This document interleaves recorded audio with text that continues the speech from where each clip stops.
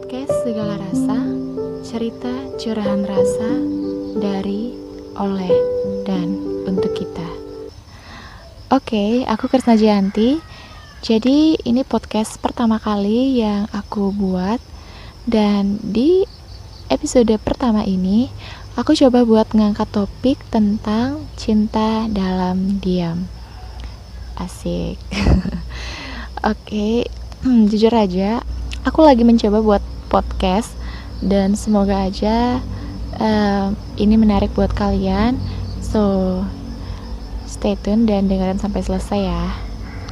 Oke, cinta dalam diam. Mungkin ini cinta dalam diam menurut aku pribadi ini banyak banget yang pernah ngalamin cinta dalam diam. Ya gak sih? Cinta dalam diam yaitu ketika kita punya perasaan suka terhadap seseorang, tapi kita lebih milih untuk mendem sendiri dan milih buat enggak nyatain perasaan karena beberapa alasan.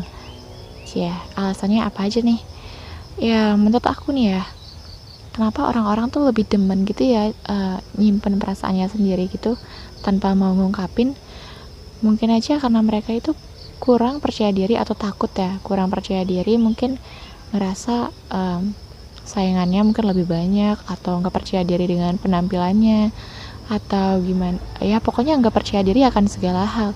Dan juga takut karena ketika kita nyatain perasaan itu kan bakalan ada dua risiko, kan bakalan ada dua kemungkinan jawaban yang akan dikasih ya antara iya dan tidak.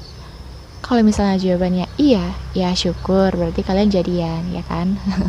Dan kalau misalnya jawabannya enggak, nah kalian udah pasti tahu kan resikonya itu bakalan gimana. Misalnya aja ini di circle pertemanan, ya misalnya kalian itu nembak salah satu orang yang kalian suka, dan misalnya aja itu ditolak, ya risikonya maybe hubungan kalian tuh bakalan lebih canggung, ya nggak sih? Atau ada jaga jarak gitu lah. Kemudian selain nggak percaya diri, takut, menurut aku sih menunggu. Ya, alasan menunggu ini menurut aku adalah alasan yang paling klise digunakan oleh orang yang nggak mau buat nyatain perasaan, dan terutama ini lebih dipakai buat cewek. Menurut aku nih cinta sendiri ini lebih banyak jatuhnya ini ke cewek nggak sih, ya kan? Karena aku lihat banyak banget cewek-cewek yang jatuhnya tuh mendem perasaan sendiri. Karena kenapa ya? Karena mereka nggak mau buat ngungkapin perasaannya. Ya karena cewek itu kan maunya dijemput, bukan menjemput. Jadi si cewek ini lebih milih menunggu daripada buat nyatain perasaan duluan. Ya balik lagi ke gender sih ya, karena seperti yang kalian tahu kalau di Indonesia ini kalau ketika si cewek itu nembak duluan itu kan dianggap masih kelihatan aneh gitu ya. Karena ada beberapa teman aku yang ngerasa, ih kok cewek sih nembak duluan gitu, apa dia nggak punya malu atau nggak punya harga diri? Ya bukannya maksud nggak punya harga diri ya, tapi ini tergantung dari pribadi masing-masing. Tapi kalau aku pribadi sih, aku wajar-wajar aja sih ketika ada cewek yang ngungkapin perasaannya duluan ke cowok. Ya nggak usah mentingin gender sih, karena jujur aja aku pernah loh mau nyatain perasaan duluan. Oke, aku bener-bener ngehargain cewek yang nyatain perasaannya duluan, karena itu nggak gampang guys. Itu bener-bener perlu keberanian, perlu persiapan, dan bener-bener nggak gampang, nggak mudah. Apalagi ketika kita tuh bakalan nyatain perasaan, itu bener-bener dag-dig-dug gitu loh. Pokoknya itu gak gampang, dan aku benar-benar ngehargain banget ketika ada cewek yang nyatain perasaan duluan. Oke, menurut aku sih itu sih alasan-alasan yang ngebuat orang-orang itu demen atau betah nyimpen perasaan sendiri. Ya walaupun risikonya itu sakit ya. Ya bener banget, cinta sendiri, cinta dalam diam itu sakit banget guys. Aku udah beberapa kali ngalaminnya, dan ujung-ujung dari kisah cintaku ujung dari kisah cintaku ke semuanya itu kayaknya hanya cinta dalam diam deh. Bahkan dari SMP aku selalu cinta dalam diam, dan sampai sekarang pun waktu kuliah aku masih juga cinta dalam diam, kayak mendam-mendam sendiri gitu. Mungkin dari pengalaman aku pribadi, cinta dalam diam yang paling membekas ya, atau yang paling berkesan ya, yang paling aku nyesek deh pokoknya, itu terjadi ketika aku kuliah di semester 2. Sekarang aku udah mau semester 5, dan berarti setahun yang lalu aku ini kan salah satu mahasiswi di salah satu universitas yang ada di Denpasar, Bali. Oke, di semester 2 aku coba gabung di salah satu organisasi di kampusku tingkat universitas. Jadi kan ke semua jurusan tuh ada. Di sana beberapa bulan bergabung, aku malah cinlok sama salah satu teman aku. Padahal dia biasa aja ke aku, nggak pernah ngebaperin atau gimana. Bahkan aku ngomong aja jarang ke dia, karena yang aku lihat dia tuh anaknya pemalu gitu, nggak banyak ngomong, polos, baik, ya gitu deh, anak baik deh pokoknya. Dan aku suka aja.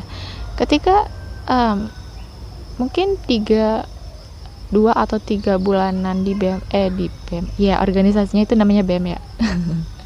Di organisasi itu aku suka sama dia, ya naruh perasaan gitu deh sama dia, walaupun komunikasinya itu nggak pernah intens sama dia, dan nggak tahu salah satu sama lain. Nah tapi di beberapa bulan kemudian, ini ada salah satu kepanitiaan yang mana dia tuh jadi ketua, dan aku ya ke sekretariatannya yang ngurus-ngurus surat, dan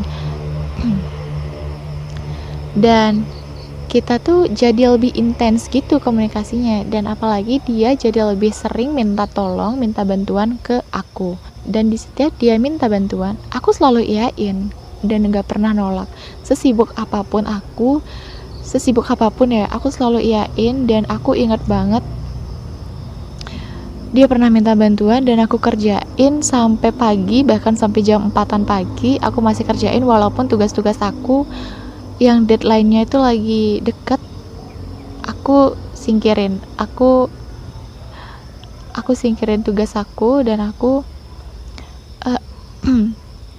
aku ngerjain tugas kepanitiaan yang dia minta tolong itu. Gila banget gak sih? Dan lanjut sampai kepanitiaan itu selesai. Sebenarnya aku ini minta rencana buat nyatain perasaan ke dia. Gila banget gak sih? Dan aku tuh sempat sharing ke teman kos aku, gimana ya kalau aku nyatain perasaan gitu. Dan sebenarnya teman aku tuh nggak setuju. Ngapain sih sampai nyatain perasaan gitu, nggak malu apa, biarin aja gitu loh. Dia nanggapnya kayak gitu, teman aku. Tapi benar-benar aku ini nggak bisa kayak gitu. Aku benar-benar udah ngerasa nggak kuat gitu loh buat mendem perasaan, dan pengen banget buat